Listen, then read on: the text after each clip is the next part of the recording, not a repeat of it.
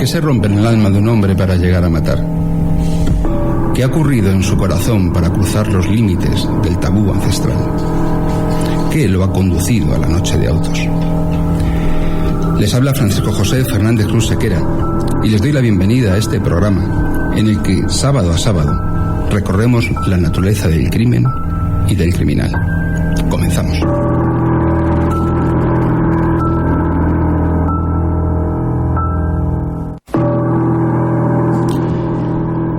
Pontevedra da de beber a quien pasa. Es un dicho gallego que expresa la esencia de esta ciudad, la hospitalidad. Una virtud que se ha plasmado en una tradición de acogida que los pontevedreses han reflejado en la devoción que sienten por la Virgen Peregrina, emblema del camino portugués a Compostela, honrada con una curiosa iglesia con la planta en forma de vieira, en alusión al camino jacobeo y la devoción compostelana. Siendo así, no es de extrañar que cualquier forastero sienta el deseo de asentarse en Pontevedra y que el pontevedrés que se marchó a la emigración a hacer las Américas, como muchos otros gallegos, añorase el retorno a su ciudad. Así ocurrió con Isabel Ferreira Vieira, de 74 años de edad al momento de autos, que era conocida como la cubana por haber retornado desde la perla del Caribe a su Pontevedra natal. Vivía en la calle o Rúa San Guillerme, número 1, un puñado de casas viejas, lóbregas y pobres, situadas en la zona monumental de la ciudad, hoy ya desaparecidas o restauradas, en las que el día 13 de octubre de 1997, un vecino de dicha calle encontraba el cadáver de la anciana en el domicilio de esta. El cuerpo estaba en la cocina, sobre un gran charco de sangre, y la casa estaba completamente revuelta.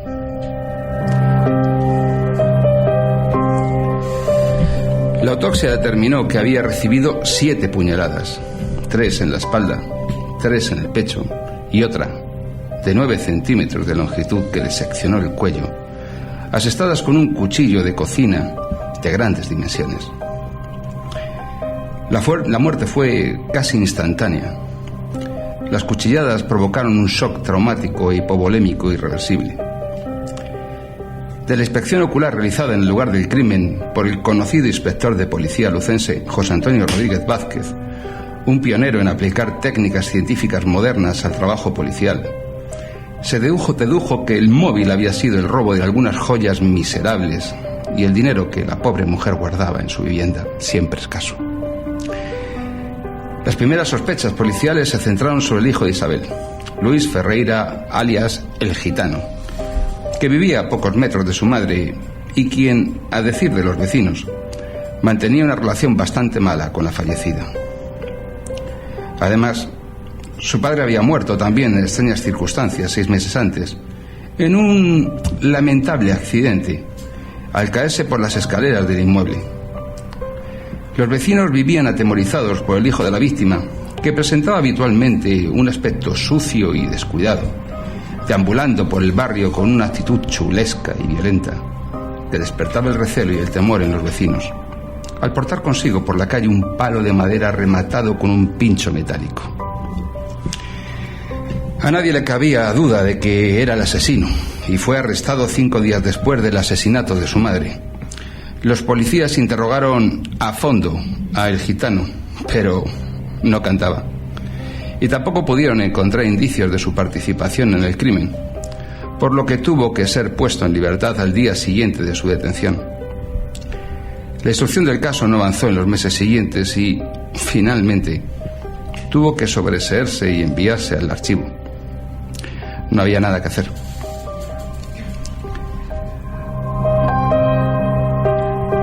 A comienzos del año 2000, 3 años después de archivarse la instrucción, la Guardia Civil reactivó la investigación.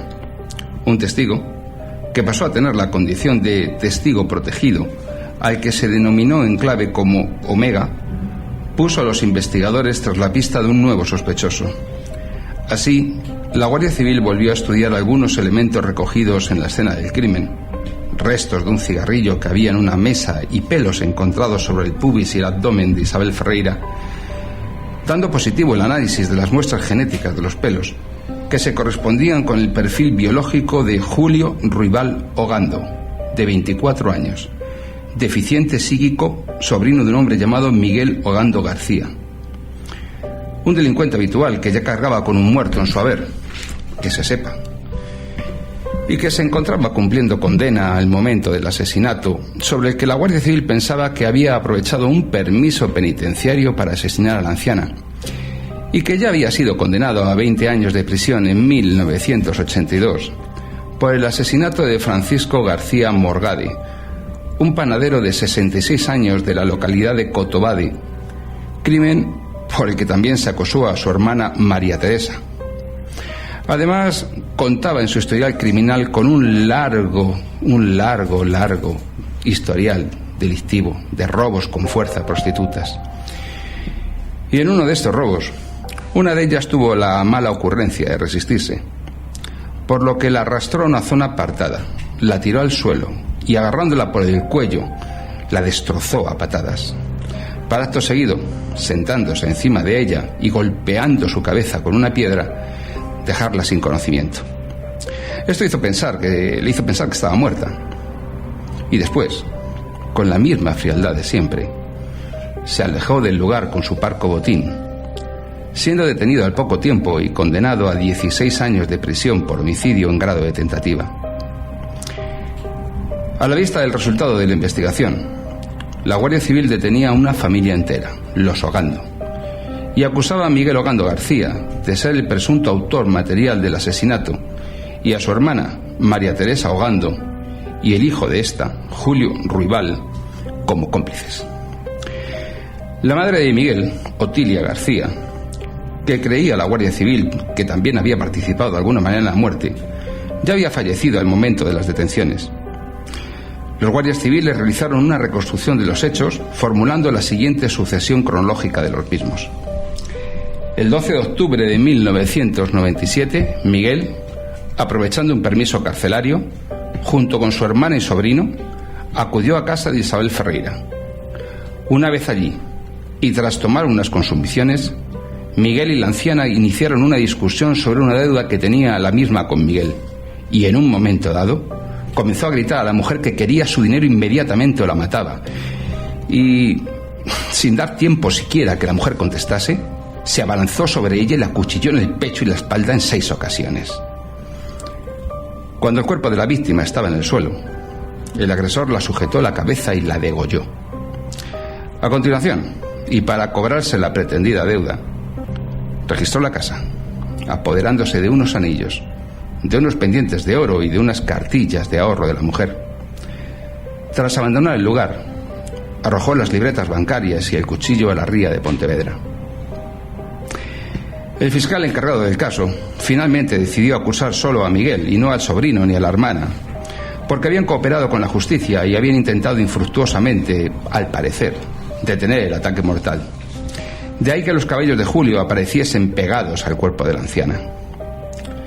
El 24 de octubre de 2001 se inició el juicio en la Sala Segunda de la Audiencia Provincial de Pontevedra y el fiscal pidió 19 años de prisión para el acusado por un delito de asesinato y 4,5 por robo con violencia, solicitando además el pago de una indemnización en concepto de responsabilidad civil para la nieta de la fallecida. La declaración testifical más importante del juicio fue el del testigo protegido Omega, quien relató al tribunal que el acusado le confesó que, debido al grosor de las ropas de la víctima, le había levantado el vestido para apuñalarla mejor.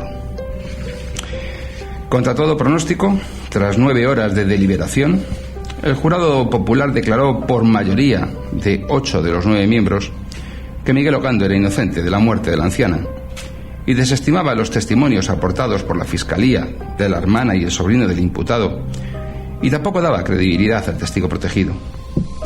Como no, el sospechoso quedó en libertad por este crimen, regresando a prisión para seguir cumpliendo condena por sus anteriores delitos, que no eran pocos, y hoy el delito ha prescrito.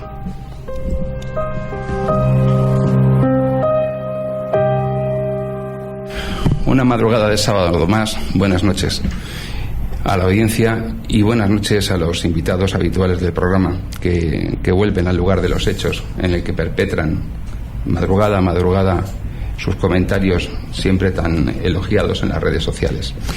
Esta noche tenemos con nosotros al guapo, joven e inteligente Jorge García Vergara. Espero que esto no sea un comentario sexista para la calenturienta mente de las feministas que hacen de talibanes en las redes sociales. Buenas noches, Jorge. Buenas noches, Francisco. Un detallito. Estamos en el programa número 20 de Pensé que no eras ni guapo, ni joven, ni inteligente. Lo tercero siempre he tenido dudas, de lo primero y lo segundo. Pero ¿no? ya sabes que eludo ese tipo de comentarios. Ya sabes que como eres rubio... Exacto. 20 programas llevamos y no termino de sobreponerme a lo del tabú ancestral. Me estremece, ciertamente. Llevabas diciéndome toda la semana que querías decírmelo. Yo a ti también te aprecio, pero el tabú ancestral sigue ahí. También tenemos con nosotros a la técnico en anatomía patológica y experta en tratamiento de depresiones, Liz Pérez, que también ha sido muy jaleada en las redes sociales por su incursión en el ámbito de ajeno, que le es ajeno de la psicología. Buenas noches, Liz. Buenas noches. Procuraré no preguntarte la próxima vez que me encuentre mal que me tomo. Bueno, las opiniones son opiniones. Déjalo estar. Y ahora nos falta, como no, la prestigiosa, no me atrevo a decir este viernes, joven, guapa e inteligente, pero lo voy a decir, nuestra joven, guapa e inteligente, más que nada porque tengo que quedar bien con la mamá, que la conozco y es muy buena gente, doña Rosalía, Tatiana Ballesteros, con su aparición estelar siempre al final. Buenas noches, Tatiana. ¿Tatiana no está? Pues no, se nos ha ido la comunicación. Bien, entonces, Jorge, ¿qué es lo que ocurre con no sé si hemos podido recuperar la comunicación con Tatiana? ¿Estás ahí, Tatiana? Estoy, ¿me oyes? Sí, es en esa voz de ultratumba desde el más allá en la que pareces. ¿Eres real, virtual o en un holograma? No, soy real. Soy real. Bien, entonces a quien tenemos que acusar de la fechoría es a nuestro técnico de sonido, el barbudo Miguel, que una vez más, aparte de cortarnos el tiempo, ahora nos corta hasta la palabra. Bueno, ya ajustaremos cuentas luego después quién paga las cervezas, Miguel. Bueno, Jorge, creo que tenemos un caso curioso. Sí. Pontevedra da de... Bueno, pues déjame terminar, macho, que es que luego dicen los oyentes que nos pisamos. Pontevedra da de beber a quien pasa. Es un dicho gallego, la hospitalidad gallega. No parece que este Miguel Orlando fuera muy hospitalario, ¿no? No lo parece. Hombre, desde el punto de vista de lo que es mi negociado, es decir, las cuestiones jurídicas de este asunto, el asunto es apasionante, porque no solamente se trata de que veamos si estamos ante un asesinato, si estamos ante un homicidio, si hubo un robo, si dejó de haber un robo, etcétera, etcétera, cosas que atañen al delito, sino que también vamos a ver cuestiones, seguramente si el tiempo no nos lo impide, el tiempo meteorológico y el tiempo cronológico, atinentes a cuestiones procesales muy interesantes. Aquí has hablado tú de protección de testigos, aquí hemos hablado por primera vez de un juicio con jurado popular y hemos hablado de una sentencia absolutoria pese a la cantidad de pruebas que aparentemente había encontrado el acusado. O sea, el programa promete ser interesante. Ya sabes lo que ocurre con el tribunal de jurado. Sí, para que yo haya leído al hilo de esto, al tratar de documentarme, pues que tratas de leer cosas que escriben ilustres juristas. Hay uno que llegó a ser el vocal del Consejo General del Poder Judicial. ¿Y eso le hace ilustre? Sí, le hace ilustre porque ya era ilustre, no era insolvente. Yo pensaba que algún partido político le había colocado ahí y eso lo hacía ilustre. Y de los que no me cabía duda su adscripción entusiasta a la institución del jurado, y sin embargo he leído cosas sorprendentes, pero cargadísimas de razón. La polémica que genera esta institución va poco a poco depurándose, pero aún así todo le queda muchísimo tiempo, y en el interín van cayendo muchas absoluciones injustas y van cayendo muchas la afirmación también no es gratuita. Esta semana se publicaba en prensa que los jueces españoles son los que más politizada ven la posibilidad de ascender de toda Europa. Eso lo publicaba el diario El Mundo y el diario El Español el pasado martes, y es una noticia pues lamentable para variar. Entonces, bueno, pues ya sabemos, yo esta semana lo decía, tenían que hacer una limpia histórica. El 50% de los jueces que tenemos sobran directamente, no están cualificados para el desempeño de sus funciones. No me importa mojarme, si me van a tratar igual de mal. Entonces vamos a irnos al tema. Empezamos como siempre por las heridas, y que es aquí el personal mata siempre de la misma manera, es muy poco original. O te destroza la cabeza a pedras, o te metes 7 monjas y te deja fino. Me tienes aburrida. Liz, cuéntame a esta pobre señora qué es lo que le hizo el salvaje que la matara, que no sabemos quién fue. Bueno, fuera quien fuera, fue bastante violento. Tenemos arma blanca esta semana. Se califican las armas blancas según el tipo de lesión que producen. En este caso, para mí, tenemos una herida cortopunzante también y penetrante, ¿vale? Las heridas cortopunzantes Tienen bordes limpios, los cuales uno es angulado y el otro es romo. La longitud de la herida depende del ancho de la hoja y la profundidad de la misma dependerá aparte de la longitud del cuchillo, de varios factores como pueden ser la fuerza que hace el agresor y en caso de que haya lucha o no entre la víctima y el agresor. Para ver el alcance de la profundidad se pueden usar métodos de diagnóstico de imagen, como pueden ser las radiografías o el TAC, pero bueno, conociendo las dimensiones del cuchillo y teniendo una base anatómica buena, se puede saber a qué órganos ha sido afectado. Vale, en este caso las puñaladas fueron tanto en tórax como en el cuello. Bueno, en el cuello fue otro tipo de lesión, pero bueno, también producida por el cuchillo.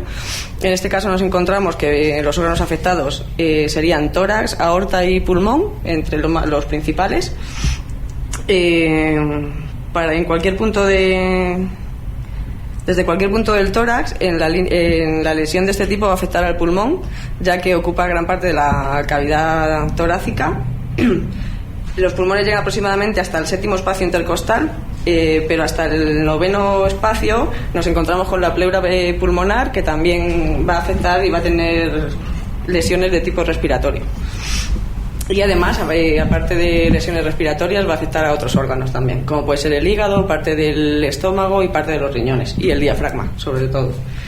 ¿Qué más contarte? Los grandes vasos que posiblemente tuviese afectados están en las primeras 3 costillas, que es en la salida de la aorta, que es el vaso más importante que tenemos en el cuerpo, que es el que distribuye la sangre a todo el organismo.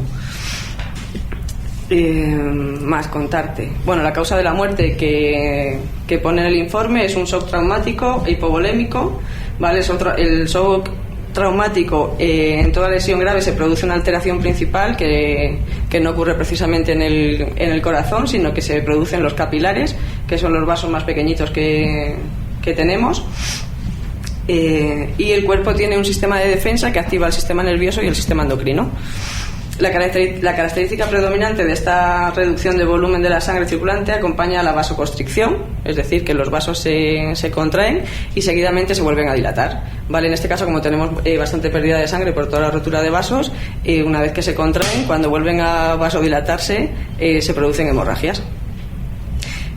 También tenemos el shock hipovolémico, que es cuando hay una pérdida de sangre o de líquido muy abundante.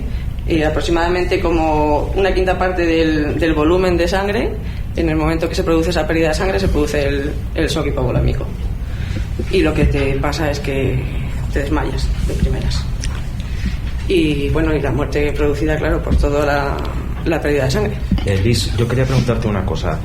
La autopsia determinó que había recibido 7 puñaladas, sí, ¿no? 3 en la espalda, 3 en el pecho y otra que le secciona el cuello. Sí. Vosotros podéis, en los institutos de medicina legal, bueno, los médicos forenses, para que todo el mundo nos entienda, vosotros podéis determinar el orden cronológico de las diversas agresiones con arma blanca para saber cuál de ellas. Se lo pregunta mucha gente y me lo han preguntado a mí. ¿Cuál de ellas son las que han determinado el resultado fatal? Es decir, si tú en la primera puñalada le estás seccionando el cuello, probablemente le provocas la muerte de manera casi inmediata. Sí. Y las siguientes sobran. Pero si tú le empiezas a apuñalar, le das una primera en zonas que no son excesivamente vitales y terminas en la zona vital, esto para los abogados y para las acusaciones nos puede servir de cara a lo que es el ensañamiento, ¿no? Entonces, ¿vosotros lo podéis determinar con facilidad o es extremadamente difícil? Es bastante difícil, sobre todo porque se producen muy seguidas. O sea, las lesiones están las lesiones perimorte y postmortem, pero en este caso serían todas. El orden concreto yo creo que no se llegaría a saber, porque las lesiones se quedarían prácticamente todas iguales. Aunque se haya producido la muerte, en las siguientes todavía queda algo de irrigación y la lesión es casi igual. Tiene que transcurrir un periodo de tiempo pequeño o de horas, pero en tan poco tiempo es difícil de saber si una en concreto causó la muerte y las demás ya fueron post-mortem. Bueno, en cualquier caso, yo creo que en este asunto, Francisco, sí podemos, en lo que es la calificación de los hechos, sí los podemos calificar claramente de un asesinato y no de un homicidio. no tanto por el número de puñaladas, de cuchilladas que recibe la víctima, sino por la especial alevosía que hay contra ella. Claro, en este caso la herida del cuello... Estamos hablando de una víctima de 74 años que muy probablemente pues no se puede defender. Claro. Esto cuando existía el Código Penal del año 95, el que estaba en vigor en este momento, solo permitía calificar una muerte como asesinato si hubiera alevosía, si hubiera ensañamiento o si hubiera precio, recompensa o promesa. Actualmente esto encajaría también en la categoría de asesinato, y además de los asesinatos que conllevarían pena de prisión permanente revisable, porque reviste una especial crueldad en atención a las circunstancias de la propia víctima. Se trata de una anciana y por lo tanto más desvalida que su agresor. ¿Vamos? A mí me llama la atención, Tatiana, una cuestión de la inspección ocular, que se encuentre sobre el pubis y el abdomen de la víctima pelos de uno de los que supuestamente está intentando evitar el crimen. ¿A ti qué te parece esta cuestión? No sé exactamente si en el informe se habla de agresión sexual, creo que no. La verdad es que es extraño, pero siempre cabe la posibilidad. Vamos a ver, te voy a poner el ejemplo. ¿No hubo agresión sexual, No hubo. Pues vamos a intentar crear una imagen mental de ella tirada en el suelo y el chico que dejó allí el vello estaba encima de ella. Si tuviera pantalón corto, te estoy explicando, intentando que todo el mundo se haga una imagen mental, ¿no? Puede ser que haya caída de vello, puede ser, muy remotamente puede ser, pero la verdad es que es bastante extraño. Sí, sobre todo que se encuentren en el abdomen. Vamos a ver, la señora estaba vestida. La explicación que se da es que se la levanta la ropa para apuñalarla mejor. No, eso no tiene sentido. ¿Y qué es lo que dijo? Y demás. Entonces, a mí es que esa historia no me encaja.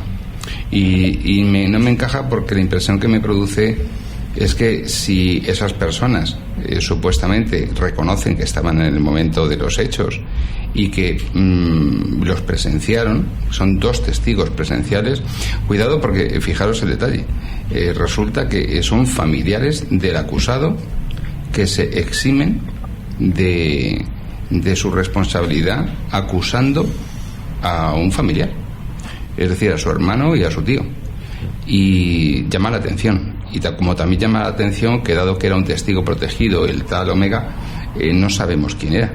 Y al no saber quién era, tampoco podemos saber cómo es tan listo que se lo sabe todo y se lo cuenta la Guardia Civil. Entonces, y eso pone a la Guardia Civil sobre la pista del sobrino y hace del tal Julio Ruibaldo Gando, de 24 años, y hace que la Guardia Civil proceda a la detención, al examen y contraste del perfil genético y demás. Es decir, la historia no cuadra.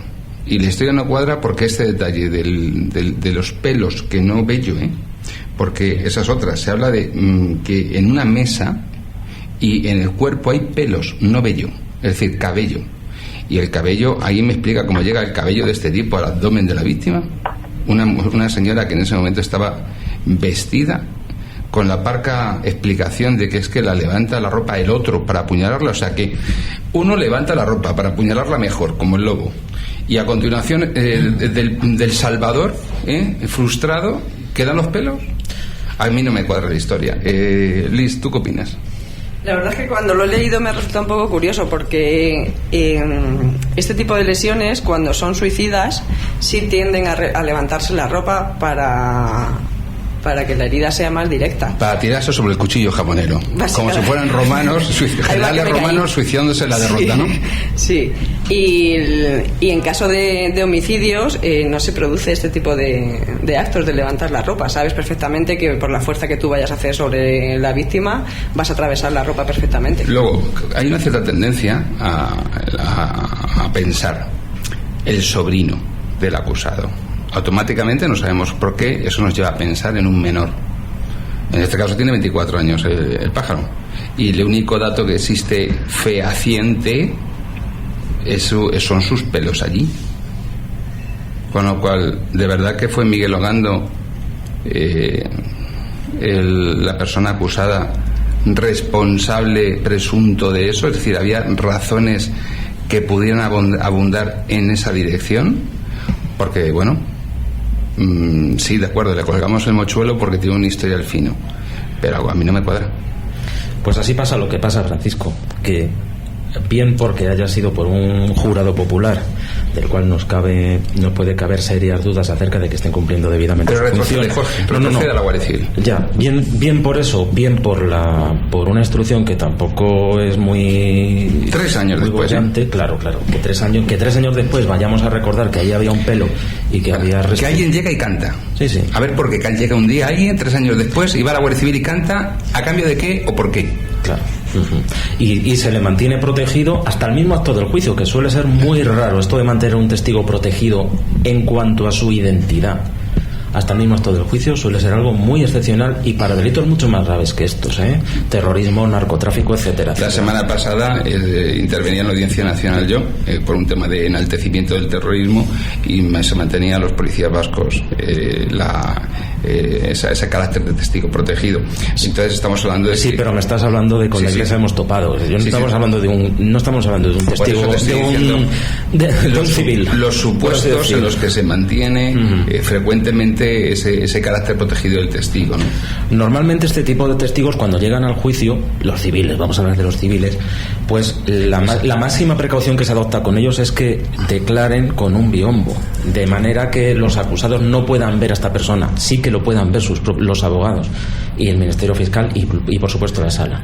Pero esa es a la máxima protección a la que se suele llegar en este tipo de delitos respecto de los testigos protegidos. Pero fíjate, coincide la declaración del presunto, o sea, desde el primer momento el testigo protegido ya señala al tal Miguel Ogando que es contra quien testifica en el acto del juicio. A partir de ahí resulta que también va y cuadra la historia del sobrino del tal Raúl y de la hermana la tal María Teresa acusando al tal Miguel Ogando. Pero del tal Miguel Ogando lo único que le relaciona con el crimen son lo mucho que le quiere su familia cuando la acusa de esta manera, y que es un poquito, a ver cómo te lo diría yo, un poquito conflictivo, por decirlo de alguna manera, con esa historia delictivo. Entonces, ¿pero qué más hay para acusarle de este crimen? No hay nada. No, que me han contado, que yo estaba allí y lo vi. Es decir, mire usted, es mi pelo el que está en el abdomen de la víctima, pero el que la mata es mi tío. Claro, había que mirar, también es una cosa que me resulta curiosa, que no sé si se buscarían huellas en la casa. Los cajones se abrieron. Había alguien buscando algo de valor, tanto dinero, joyas, el valor que tuviese, pero ahí tendría que haber alguna señal de algo. Hombre, llama la de atención. Sangre a lo mejor. No, fíjate, un examen lefoscópico, el dactiloscópico, las huellas, vamos a ver, están reseñados, tanto el tal Miguel como la hermana María Teresa. No encontraron ni una sola huella con capacidad identificativa. O sea, vale, de acuerdo, puede darse esa casualidad, pero es extraña. Es extraña, y no estamos hablando de 1840, hablamos de 1997, donde en ese momento, al menos el tema de las huellas ya estaba perfectamente dominado. Claro, por eso te digo, además al principio estuvo tomando algo con ella, hubo una charla. Vasos, ahí, claro, vasos con huellas. Hay cosas en la casa que se podían haber sacado, restos de biológicos, huellas, algo se podía haber sacado. Pues sí, y entonces a mí la historia no me cuadra. La narración que se nos hace no me cuadra. No me cuadra tampoco el que la Guardia Civil dirija la acusación con tan poco fuste solo contra uno. Y menos aún me cuadra, o si la Guardia Civil sí la dirigió. Lo que no me cuadra es que lo hizo el fiscal. Sí. Entonces el fiscal no me cuadra que formule su escrito de acusación solo respecto de Miguel y no respecto de Raúl y de María Teresa. Por supuesto. Fíjate, Francisco, en lo que fue el acto del juicio, en la sentencia, de la que tengo algunos extractos, se recoge que el famoso testigo protegido, el testigo Omega, incurrió en contradicciones en el propio acto del juicio. Y esto fue lo que, por así decir, al jurado popular, y estamos hablando de personas legas en derecho, le mosqueó. Y por eso no tomaron en consideración la declaración del testigo Omega. Así, por ejemplo, había firmado durante el juzgado, durante la instrucción de la causa, es decir, sin estar delante del jurado, para que nos entiendan los oyentes, durante la instrucción de la causa, antes de que llegase al jurado, había dicho que el acusado asesinó a Ferreira Viera en presencia de su hermano. Y sin embargo, en la audiencia provincial declaró por el contrario que había sido acompañado por su difunta madre. Entonces, sí, pero vamos a hacer una cosa, vamos a explicarles a los oyentes cómo funciona un juicio con un tribunal del jurado, porque estamos acostumbrados a ver pelis de americanos, sí. Que un tipo muy serio se levanta y dice que lo declara culpable o inocente según el drama lo requiera, para satisfacción del protagonista y que la película quede bien. Pero es que en España no es así. En España al jurado se practican todas las pruebas, primero se les elige, se citan a muchas más personas de las que en realidad van a ser finalmente elegidas. Se les somete a una batería de preguntas por parte del fiscal, de la acusación particular y de la defensa, si la hay, en el que por un criterio o por otro cada uno de ellos tiene derecho a tachar, a quitar del listado a un número concreto. Acto seguido ya quedan reducido aquello a 9 personas y 2 suplentes. Es decir, cuando están allí en el acto del juicio, viendo el juicio, además de los 9 personas que forman el jurado popular, hay otros 2, por si alguno le da un berrinche o un patatús, que haya alguien que esté presenciando todo el juicio de igual manera y que pueda ocupar su lugar. En caso de que esas 9 personas que forman el jurado finalicen su labor sin novedad, los otros 2, que son los de reserva, no pueden participar en las deliberaciones y además se les mantiene al margen para que no se contaminen por si acaso. Acto seguido se procede a la votación y a la deliberación, pero antes de que se proceda a la votación y deliberación, después de las pruebas, del informe de las partes y de que el magistrado presidente, este profesional, les informe de su labor y les aclare todas las dudas, se les entrega una cosa que se llama el objeto del veredicto. Sí. Y ese objeto del veredicto es una especie de examen de final de carrera de derecho, que aunque dicen que no, que es que aquellos son nada más que cuestiones de hecho, de eso nada, te meten en un cacao que te quedas tiritando, porque realmente las personas hay muchas veces que no saben el alcance o consecuencia de ciertas cosas, incluso preguntándolo, porque lo que hace el jurado es subsumir el hecho, las pruebas, para declarar probados unos hechos. A veces ocurre que cuando el tribunal no lo hace bien, se les están haciendo preguntas que pudieran ser contradictorias, que luego hay que declarar nula una, luego hay que declarar nula la otra, que se contradicen entre sí y al final la sentencia se termina cayendo, hay que volver a tirarlo abajo, se repite el juicio del jurado y eso es lo que tanto vemos de que es muy ineficaz. Además, el legislador en España desconfía radicalmente de la gente. Es decir, usted, ciudadano, titular de la soberanía nacional, propiedad de la nación, usted es un pringao, que usted aquí no tiene nada que decir. Y para justificarnos, vamos a hacerlo de la siguiente manera. Yo voy a meter el jurado en la Constitución, porque es un resabio de la Constitución de la República y de tiempos idos, y para que parezca que la cosa es como más democrática, yo le meto a usted ahí como 3 o 4 delitos para que se entretengan y pintar la mona, pero el 90% de los delitos no van por el tribunal del jurado. Solamente van unos cuantos que al final, además, la gente cuando es llamada a formar parte del jurado dice: mire usted, que es que yo tengo una sobrina segunda que tengo que recogerla del colegio justo a la misma hora todos los días y no puedo ser jurado. Es decir, te encuentras las excusas más peregrinas.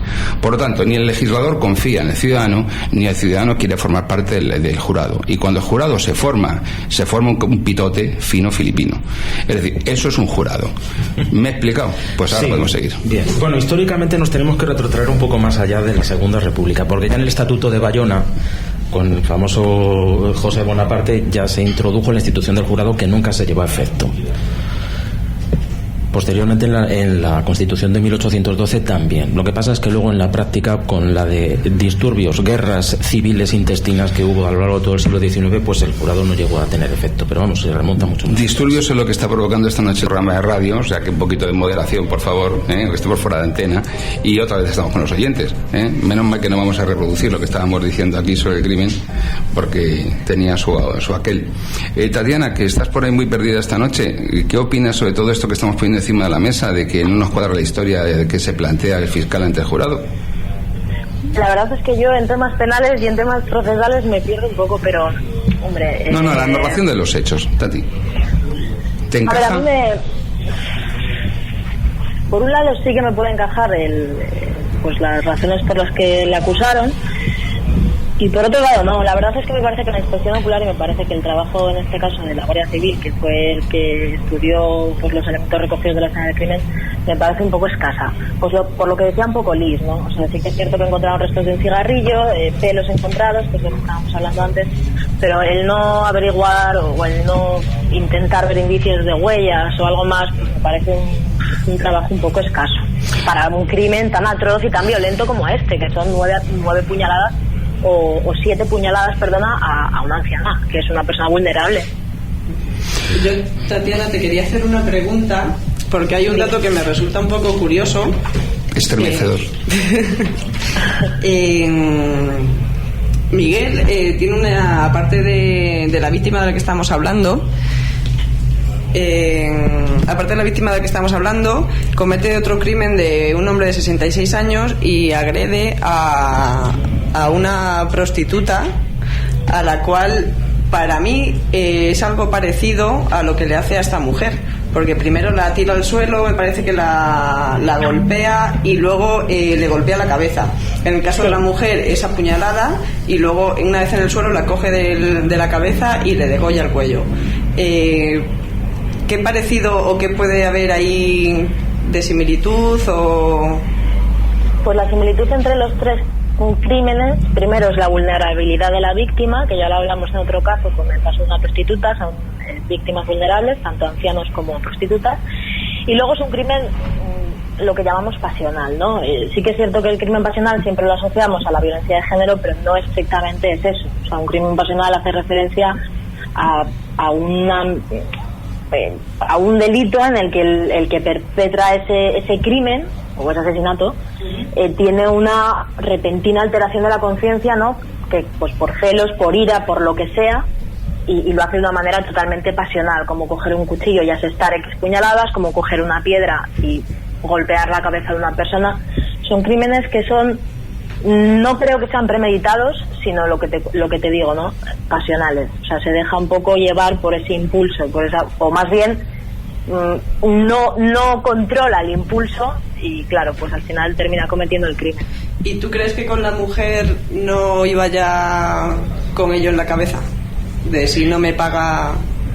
Porque además me parece que la amenaza al principio de la conversación. La amenaza, sí, vamos a ver.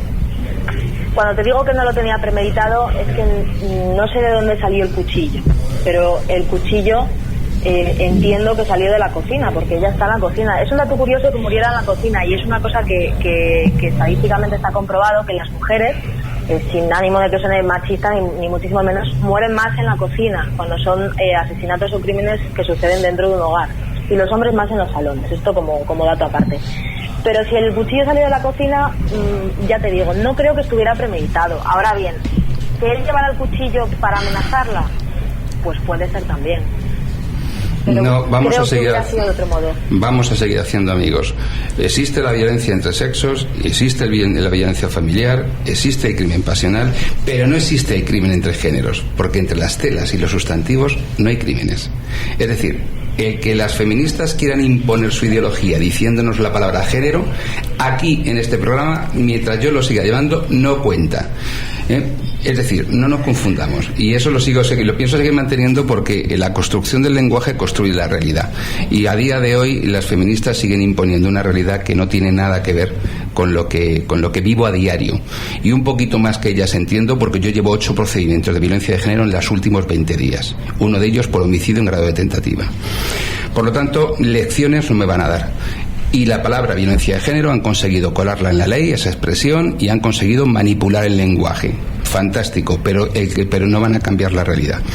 Dicho esto, en este caso concreto, de que tú dices que es frecuente que mueran las mujeres en la cocina, yo creo que sí, probablemente sea cierto en la medida en que en términos históricos puede ser así, pero hoy día no le encontraría una explicación plausible, porque en la modernidad esa distribución de papeles que en lugar del crimen parece que nos sitúa o que traduce, no es una realidad palpitante de la sociedad actual.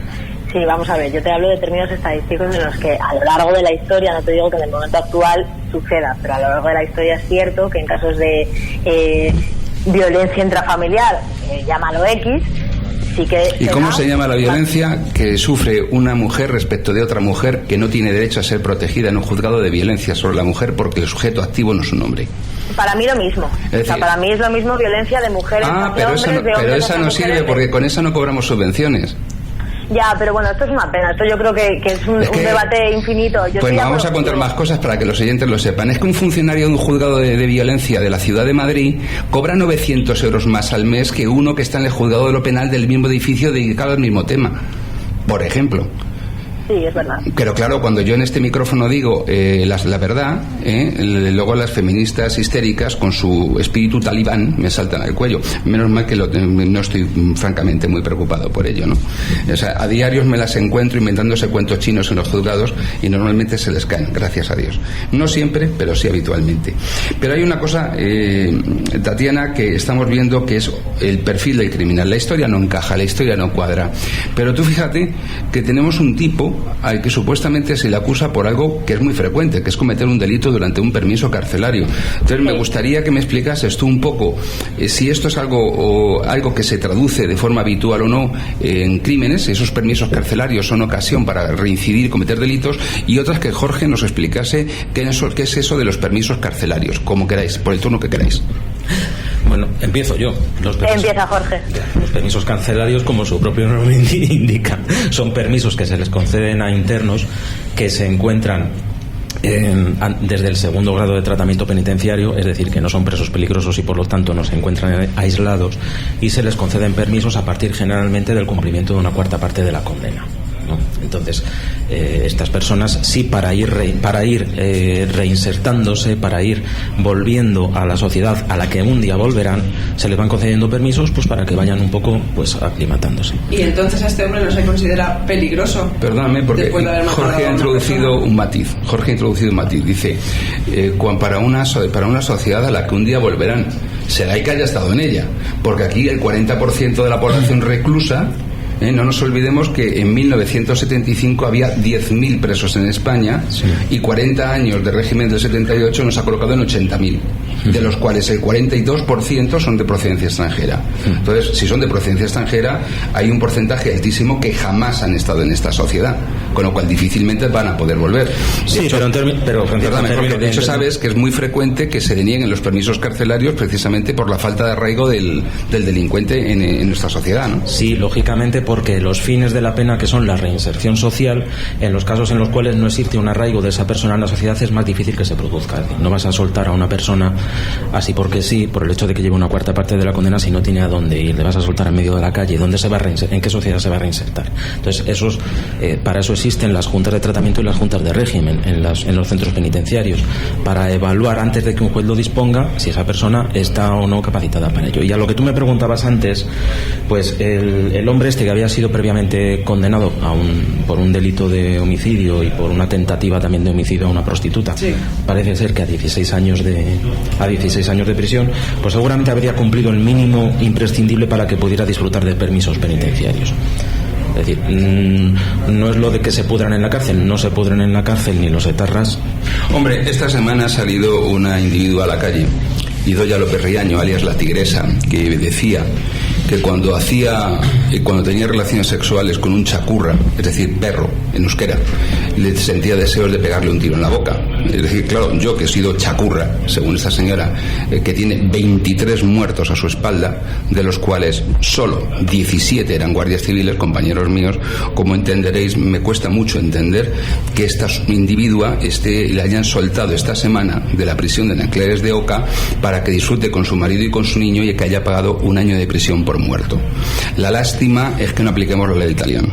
Claro, porque en definitiva aquí no se ha aplicado cuestiones de política criminal, que debe ser lo que siempre se aplique en materia penitenciaria, sino de política pura y dura, Francisco. No, que va. Fíjate, creo que ha hecho cursos tan bonitos como para poder redimir su condena, al que además de escribirle unas cartas muy bonitas al juez grande Marlaska diciendo que le pesaban mucho las 23 personas asesinadas, ha hecho cursos tendentes a su rehabilitación, como son cuidado de perros. No sé, yo sugiero al Juzgado Central de Vigilancia Penitenciaria que ponga también cursos de Tai Chi, que igual tiende a relajarles y cuando salen más tranquilos. Sí, pero cursos hay de toda índole y para todo tipo de presos. Sí es cierto, o sea, si yo no voy a criticar esto que estás diciendo, en absoluto, Francisco, pero vamos, nosotros, tú y yo, hemos tenido internos que han hecho cursos simplemente por hacer un curso de algo. De ganchillo. No de ganchillo, pero vamos, sí de pintura con acuarela y cosas así y tal, pues para que le valiera, sobre todo con el antiguo código. Con el antiguo código, además, el hacer cursos o trabajos penitenciarios, etcétera, tenía beneficios penitenciarios. Y lo que ya roza el rizo, los mejores cursos han sido esas carreras que uno se hacía en la parte de educación a distancia de la Universidad del País Vasco sin hacer los exámenes directamente y por la patilla. Y de repente te conviertes en licenciado en no sé qué, económicas, políticas, derecho y demás, vía coleguilla de la ETA. Un momento, Francisco, pero yo tengo que romper una lanza en favor de...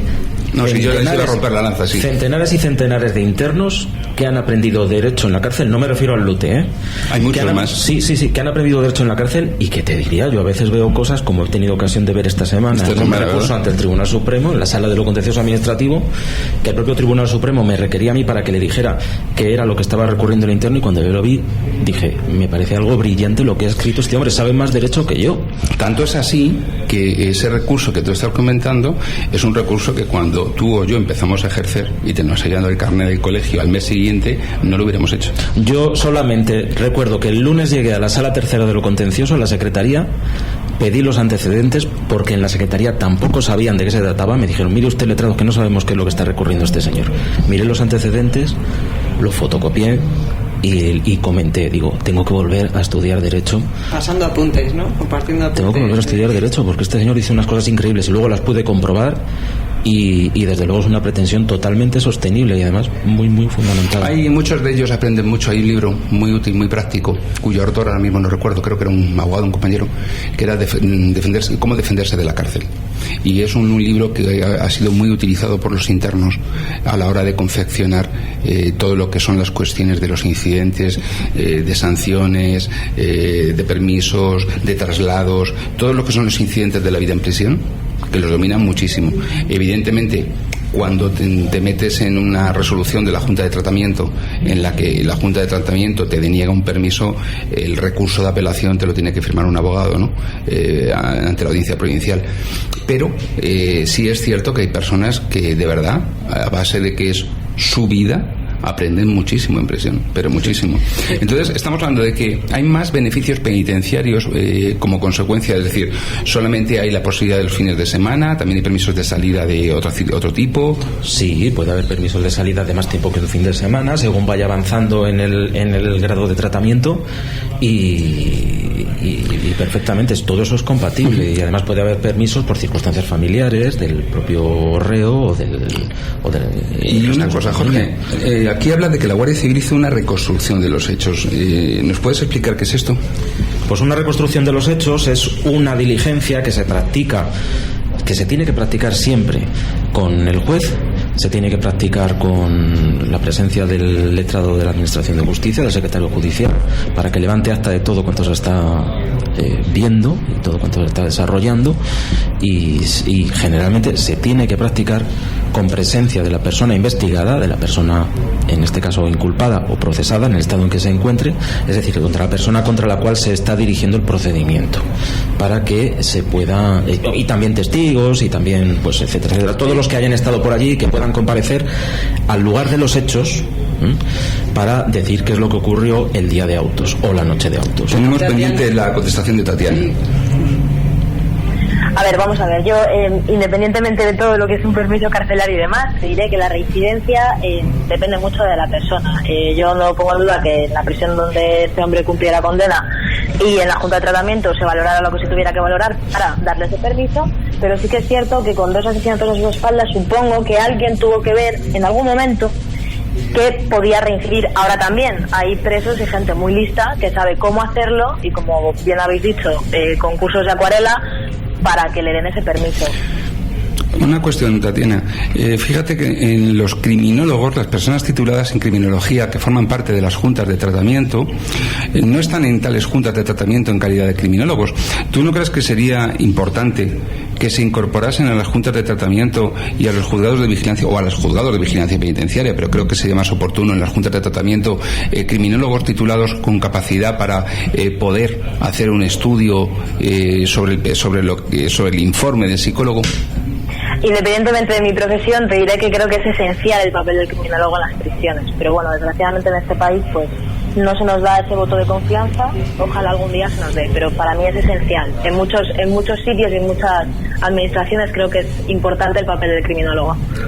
Sí, efectivamente, yo coincido con Tatiana. Completamente de acuerdo. Es decir, es un operario más de ese entramado, no lo digo en términos delincuenciales, de ese entramado que tiene que resolver acerca pues de el régimen, el tratamiento de los internos en prisión. No se les tiene en cuenta. Hombre, su ausencia no provoca una falla indefectible, pero sí que son muy necesarios. Yo siempre lo he pensado. Pero igual que en los centros psiquiátricos penitenciarios hay un médico, debería de haber un médico que lleve el seguimiento de ese paciente. Es lo mismo con los criminólogos. Claro, es que si tienes un trabajador social, tiene tanta lógica la intervención del trabajador social como tiene la del criminólogo, ¿no? Efectivamente. Entonces... Eso es. Mira, yo tuve la suerte de hacer mis prácticas universitarias en una prisión. Estoy muy agradecida porque además me trataron muy bien. Y te dejaron salir, ¿eh?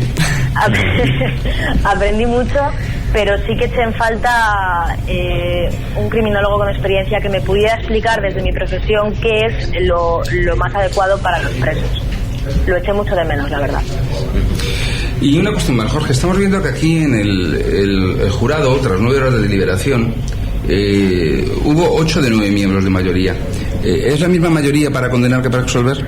No, en absoluto. La ley del jurado pues establece que de los 9 miembros del tribunal del jurado, de los 9 que votan siempre, si fallan 2 habrá 2 suplentes. Para declarar la culpabilidad de una persona siempre tiene que haber un mínimo de 7 votos declarándole culpable. Para declararla inocente basta con que haya 5 votos. Y otra cuestión, aquí se pide una responsabilidad civil para la nieta. Acláranos el por qué para la nieta, porque es un dato que nos hemos callado. Sí, esto es curioso. Tal y como estabas leyendo tú, que esta persona, la víctima, tenía un hijo, que el hijo fue detenido, que no se llevaba bien con ella, que incluso la había agredido, etcétera. El gitano. Y entonces que había la posibilidad de que se dijera, pues no le están dando a él la indemnización y se está pidiendo para la nieta, pues porque él no la merecía. Pues al igual que podemos estar hablando de causas de desheredación de una persona porque la ha maltratado. Hombre, pues no, es algo rollo no había, ¿eh? No. Es algo mucho más sencillo. Tal y como he podido yo comprobar, es que el hijo falleció un poco antes del juicio. Entonces no había más heredero que la nieta. Y entonces la acusación particular que había, pues, y el Ministerio Fiscal pidieron indemnización para la nieta. Una última ronda que nos vamos. ¿Algo que decir, Jorge, sobre el caso? Pues sí, que esto es uno de los casos con jurado, pese a lo que yo he hablado, pues es que llevo todo el programa hablando del jurado y recordando un caso del que nunca hemos hablado, que fue el caso Vaninkoff, y los efectos devastadores que sobre la institución del jurado llevó el caso Vaninkoff. Pero que yo respecto de esto creo que el jurado acertó, ¿eh? Liz. Pues un poco como siempre, que la investigación es un poco escasa. A nivel, sobre todo lo que te he comentado antes en la casa de ella. Tú sigues haciendo amigos con la Guardia Civil, ya verás. Sigue. Pero yo he trabajado con ellos y además hace poco, y el examen fue súper exhaustivo. Estuvieron 10 horas con nosotros allí en la autopsia. Claro, ves esto y ves estos casos y te quedas un poquito decepcionado. Tatiana, te toca. Pues sin ánimo de echarme enemigos de la Guardia Civil, sí que considero que fue un poco escaso. Ahora bien, pienso que las labores de la Guardia Civil o de la policía son impecables, pero bueno, sí que es cierto que lo malo de estas cosas, la reflexión que yo hago es que lo malo de estos crímenes en los que no se ha acertado por completo es que se pierde un poquito la confianza en este tipo de instituciones, pero aún así ya te digo que a mí me parece impecable el trabajo que hacen en prácticamente todos los aspectos. Lo has arreglado muy bien al final. Gracias. Pues muchísimas gracias a los tres por estar una vez más, otra madrugada de sábado, muriéndonos de calor juntos y esperando que este calor nos haya disuadido de volver a hacerlo el próximo viernes por la noche. Y nada más, muchas gracias a los tres, Tatiana, Jorge y Liz.